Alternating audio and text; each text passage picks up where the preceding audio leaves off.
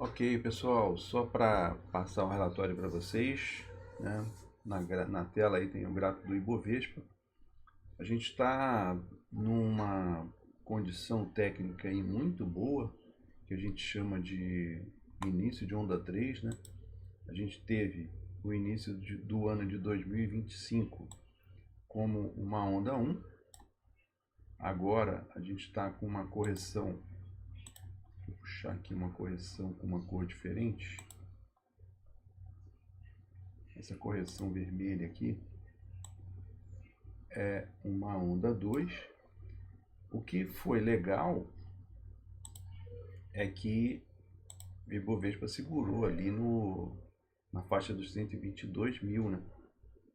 122.500, 122 mil. Eu até achei que ele viria testar aqui no 121. É provável que isso possa acontecer, né? Que é o PV como suporte aqui 1292. Então eu estou vendo aqui que existe a possibilidade mesmo, de fato, do Ibovespa chegar lá nos 131 mil, tá? Porque o suporte 305 está aqui embaixo, ele já saiu daqui no início do ano, né? Na faixa de 119 mil. E agora, pelo que eu estou entendendo aqui, ele está fazendo uma correção de onda 2 e está iniciando uma onda 3. A gente sabe que a probabilidade é que a onda 3 tenha o tamanho da onda 1. Então, esse projeto Ibovespa, de fato, lá na faixa dos 131 mil e até além, talvez. Mas como tem as resistências aqui, né? 144, está saindo do 34 para chegar no 144 e logo em seguida vem o 305, eles estão juntos aqui. Vai ter um pouco de dificuldade para passar ali dos 131 mil. Então, assim, existe, né, um fator interessante aqui do ponto de vista de construção de movimento para o Ibovespa, saindo do suporte 1292 para a resistência 305 no PV, né? Então isso projeta aí 133 mil, mas tem muita resistência aqui nos 131. Então vamos aguardar aí. A projeção seria essa. Existem alguns sinais aí importantes que a economia está mostrando, e se realmente a economia começar a desacelerar, que é o que aconteceu o ano passado todo lá nos Estados Unidos, né? Vinham dados bons, o mercado batia porque sabia que a economia estava forte e ia subir juros. E quando vinha dados ruins da economia, o mercado subia porque achava que a economia mostrando sinais de enfraquecimento, não haveria subida de juros. A gente está com um cenário parecido aqui no Brasil. Começando, né? A gente tem uma possibilidade de mostrar sinais de redução do ímpeto econômico, e aí provavelmente a gente não teria subida de juros e talvez até uma possibilidade de corte de juros. Não nessa próxima reunião, né? A próxima reunião tá muito em cima e a inflação ainda está se mostrando resistente ali, né? Resiliente. Então, eu acho que a gente tem um sinal bom aí para os próximos períodos. Opa, tá entrando alguém aqui? Sala de reunião, peraí. Estou na chamada, meu filho. Caramba. Tá bom. Do nosso relatório, né, a gente tem a questão das tarifas do Donald Trump, né? Se impactar a China, que é provável que aconteça, a gente tem um cenário aí não muito bom, né? Mas, assim, talvez para o Brasil não fique tão ruim quanto parece, né? Porque pode acontecer da China utilizar mais os países emergentes e menos o mercado americano. Mas isso não é legal. Essa guerra de tarifas, ela não é legal. Ela enfraquece a economia global. Então, isso dá impacto para a gente de algum jeito. Tá? No nosso caso é aquela situação, a inflação começa a mostrar sinais e a gente tem aí uma taxa Selic que provavelmente está mostrando que vai fazer resultado, mas a gente tem o problema da meta fiscal, né? A gente tem sempre essa encrenca aqui da meta fiscal que continua assustando, apesar do dólar estar recuando, né? Que é um sinal bom. Se o governo inventar alguma coisinha nova aí, a gente pode veremos o dólar vir testar R$ 6 novamente. Isso não é bom. Então, assim, seria interessante, né, se o governo conseguisse se manter ali a calma e vamos dizer, a serenidade, que é uma coisa meio difícil de esperar, né, para colaborar, né, com as condições econômicas que sejam favoráveis para o desenvolvimento, né? Então, não sei se acontece isso, é bem difícil. Mas a gente tem aí uma possibilidade de passar a ser o mercado que vai fazer o contraponto com a possibilidade do mercado americano. Porque a economia americana está forte, mas ela está mostrando sinais de que pode acontecer, por conta das tarifas, uma redução da atividade econômica no mercado americano. Então, assim, talvez as opções, né, no resto do mundo possam vir a favorecer a gente. Tá? Então, pode haver alocações aqui em função do mercado americano começar a entrar num ciclo de queda, que ele já começou a mostrar sinais disso. Tá? Apesar da economia americana ainda estar forte, pode ser que a tarifa realmente venha impactar os negócios lá no mercado americano. Vamos acompanhar o desenrolar dessas questões. Tá? Do nosso clube, nosso relatório, ele mostra que uma mistura aqui de vermelho com verde, né, mais vermelho do que verde, e os verdes um pouco fraco, tirando ali o Carrefour, que foi o nosso melhor desempenho, de 17,12% de alta, mas ele é um ativo de lucro realizado, então ele tem um impacto pequeno na rentabilidade. Tá? Então, apesar de ter subido bem, ele vem mostrando aí uma recuperação. A gente pode, vamos dizer assim, uma possibilidade, né, de aumentar a exposição, apesar de ser o setor de consumo. Eu gostaria de entrar no setor de consumo quando eu começar a ver que a taxa de juros vai reduzir. Por enquanto, isso não está acontecendo. Tá? E aí todo o setor de consumo, com taxa de juros alta, ele sofre. Né? Então a gente tem aí também, né, um recuo dos nossos frigoríficos, que foram as estrelas do ano passado. A gente não está muito preocupado porque a gente já tinha lucro realizado neles. E a gente teve aí um cara que é muito ligado ao setor de consumo também, que é parecido com o setor de consumo, que é o setor de educação. Então foi o nosso pior desempenho, a ser educacional. Porque com taxa de juros alta, isso aí afeta o desempenho dessas empresas, né?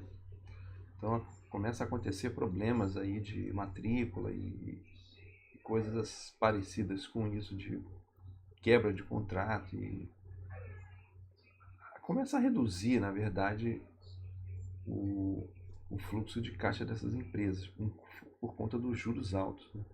Então bateu aí forte na cera educacional esse mês de fevereiro. Tá? Em contrapartida, as nossas BDRs vão muito bem, obrigado. Né?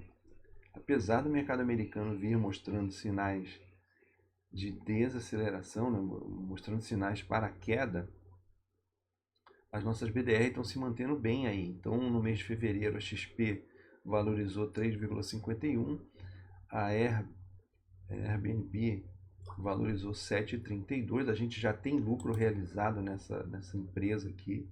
Então é uma posição estratégica para a gente.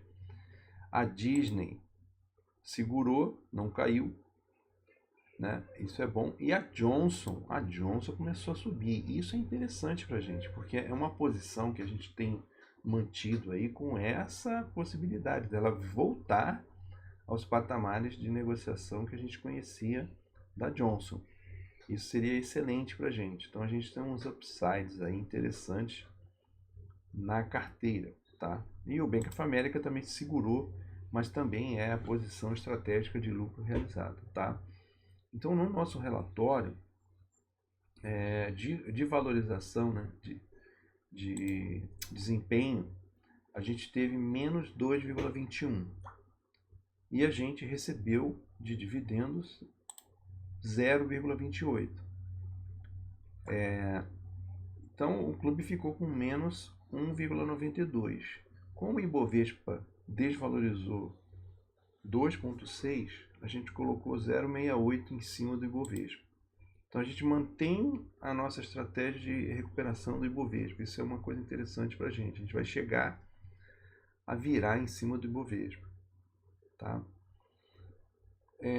Na nossa carteira automatizada, agora eu vou colocar uma comparação da diferença da carteira automatizada, que foi uma queda de 0,6, em relação ao Ibovespa. Tá? Então eu vou monitorar essa diferença aqui entre a carteira automatizada e a valorização do Ibovespa. Então a gente, na carteira automatizada, a gente colocou 2% em cima do Ibovespa. Tá? Então isso contribui para o resultado aqui total, mas eu ainda não encontrei uma maneira de totalizar assim, de forma fidedigna, né, a rentabilidade do clube incluindo os ativos da carteira automatizada. Ainda estou batalhando para bater nisso aí certinho, tá? Então, deixa eu dar uma mudança nessa forma. Não vou mexer nisso agora, não. Deixar isso aqui para depois. Beleza? Então, na comparação, em 2025 a gente mantém a rentabilidade positiva, né? Então a gente considera aí que o ano tá bom para a gente. Se houver realmente essa subida aí de início de onda 3, a gente vai colocar isso aqui bem positivo, tá? Em 12 meses, a gente já está com menos 7,93, que é uma recuperação significativa, 50% da queda do ano passado, tá? Então, recuperando da queda, vamos virar positivo? É provável que sim, tá? O clube desde o início está 21,76 positivo, tá? A gente segue aí num cenário de recuperação. Em relação ao Ibovespa em 12 meses, a gente ainda tem um chão aí pela frente, né? Menos 4,82, a gente está um pouquinho para trás. Porque é aquela questão, né? Toda vez que o Ibovespa acelera, ele vai deixando a gente para trás, tá? Mas a gente pode, né, tem uma possibilidade de a gente virar positivo ainda até o meio do ano. Vamos ver como é que vai ficar o cenário. Em relação ao IPCA, a gente está com menos 12,78 em comparação com o IPCA. Então a gente também recuperou 50% em relação ao IPCA comparado à queda que a gente tinha anteriormente, tá? Só que essa história da meta fiscal, ela impacta fortemente isso aqui, porque o que acontece, né? Vai puxando os índices do mercado, exigindo maior risco, né? Maior remuneração em relação ao risco. Então isso é uma coisa ruim. Então realmente o governo tem que fazer a parte dele, senão a gente vai ficar batendo cabeça aqui, tá? No cômputo anual, né, em relação ao S&P, a gente está com menos 19,35. Então, o que significa? O S&P começou a cair, a gente estava bem para trás. E a gente está começando a tirar essa diferença, tá? Vamos conseguir alcançar? Talvez, tá? esperemos, né, os próximos meses aí, a gente vai ver como é que vai ficar o cenário global em relação a essa história de tarifação, de guerra comercial, tá bom?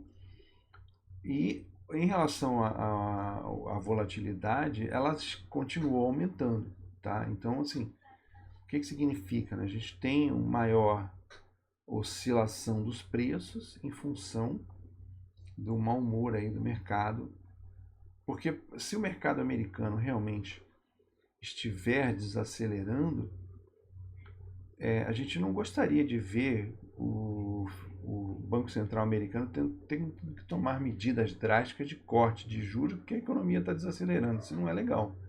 O legal é aquela história que eles falam que é bom que aconteça o pouso suave, né? Que a economia se mantenha forte, mas que a inflação caia. Então, assim, é provável que isso esteja em andamento. Só que a questão da tarifação pode trazer um impacto aí negativo e a inflação comece a subir, tá? Então vamos aguardar aí o desenrolar dessa história, tá bom? Não foi feito nenhum ajuste de posição na carteira esse mês, só roda automatizada, né? Então assim a gente acompanha só a mudança dos ativos lá na carteira automatizada. Nós não fizemos nenhum ajuste e também não teve entrada de posição de hedge com essa queda que aconteceu, tá bom? Então era isso que eu queria mostrar para vocês nesse relatório, né? Eu mando em seguida anexado aí no grupo do clube. E qualquer dúvida que vocês tiverem, vocês podem mandar uma mensagem para mim e a gente pode trocar uma ideia e tirar essas dúvidas aí e ver. Agora, uma coisa interessante também é o seguinte: se vocês avaliarem que tem alguma oportunidade em algum ativo, pode mandar mensagem para mim também para a gente avaliar, tá? Eu posso analisar e a gente responde dentro da carteira. A gente ainda tem um caixa estratégico aí para o resto do ano. A gente pode colocar posições aí que vocês estejam avaliando, tá? Então vamos ficar em contato aí ao longo do mês. Eu acho interessante isso, beleza? Um abraço a todos, obrigado aí. Qualquer dúvida é só mandar uma mensagem. Um abraço. Tchau, tchau.